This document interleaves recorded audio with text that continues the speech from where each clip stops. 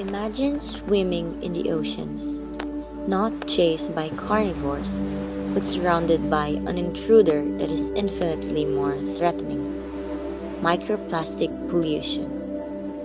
The ocean, which encompasses over 70% of our planet and supports a complex network of life, is increasingly under assault.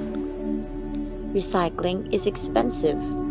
It's difficult to recover, and more than 10% of that plastic waste degrades into oceans, breaking down into billions of particles that move with the currents and that pollute marine ecosystems around the world.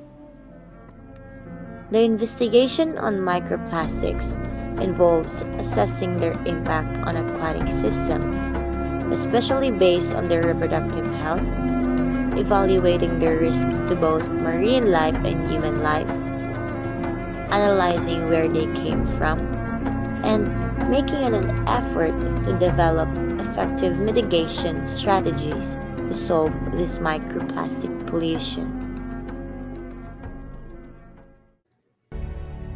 To start with, microplastics are increasingly a serious threat to marine ecosystems and the variety of life they contain. Numerous sea creatures eat them without realizing, confusing the tiny fragments with food. Madiraju et al. Have shown that microplastics have infiltrated every level of the food web, from bottom feeders like the tiniest plankton to top consumers. The thing that makes them really deadly is their ability to absorb and transport toxins from the environment they are into. After ingestion, these pollutants can cause harmful effects on the growth, reproduction, and health of the marine organisms.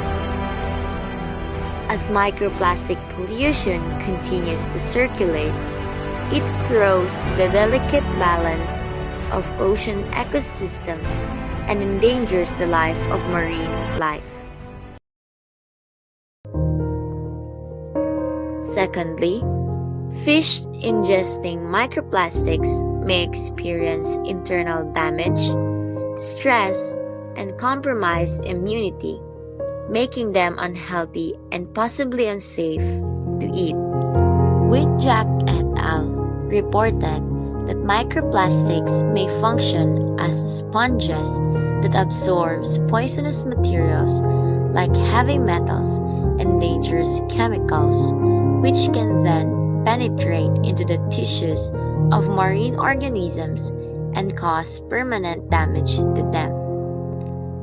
This pollution is not only disrupting their breeding, but also establishing the whole marine ecosystems at high pollution levels.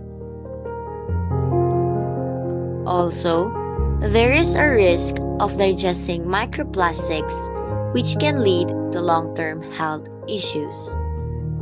These microplastics may be consumed by the tiny marine organisms from the contaminated bodies of water. When people eat the contaminated seafood, the plastic beads may enter the human body, making their way up the food chain.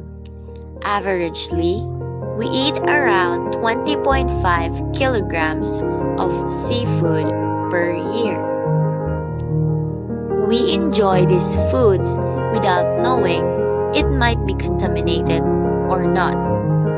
As a result, the dual challenges of overfishing and polluted aquatic environments make marine sustainability and food safety in critical global issues.